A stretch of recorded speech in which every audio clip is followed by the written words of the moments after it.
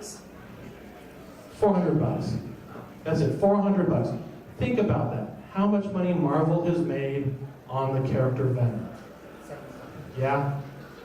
Millions. They gave this 14-year-old kid $400.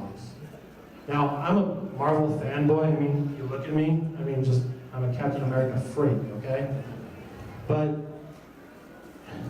people like Marvel, comic book industry, writing industry, you know, they'll try to undercut you every chance you get.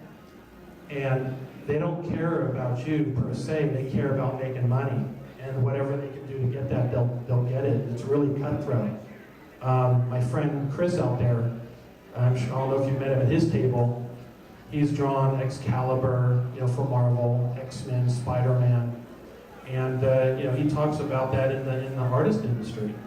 You know, you'll have a artist doing a couple of issues of Captain America. Next thing you know, it's a whole new artist because there was something between the publisher and the artist that the artist, they just kicked them out. And there's so many artists and writers that the publishers be like, okay, we're done with you, bye. That's it.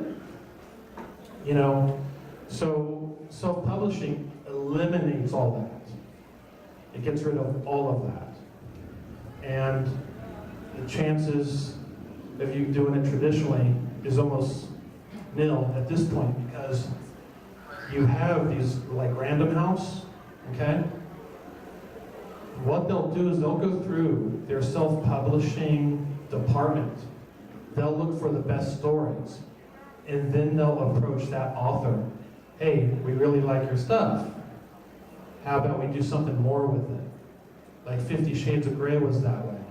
Okay, 50 Shades of Grey, before that thing was released, no one would have ever picked it up. Okay? She self-published it. It wasn't doing very well. But the big publisher who owned the self-publishing company at the time said, you know what, there's something there. So they took her book, they completely re-edited, redid everything for her pretty much. They threw it out there and now she's a millionaire. And that does happen. But like I said, write for yourself. Don't write to get paid. You know, it's nice to talk about, oh, I've sold 500 books, or I've sold, you know, whatever, 2 million books, whatever.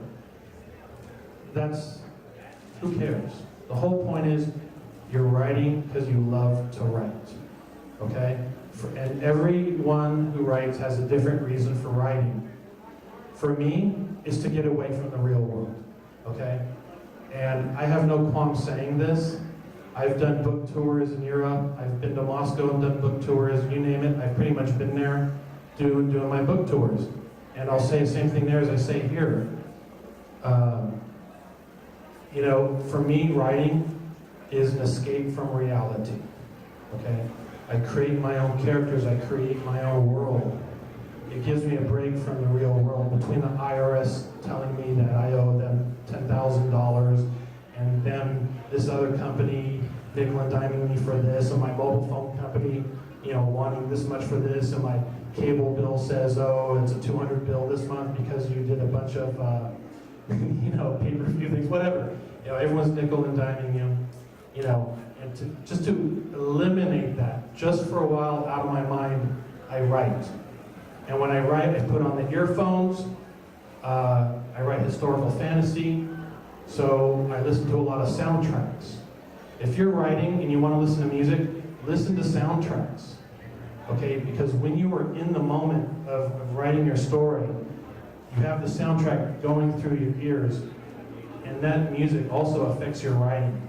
For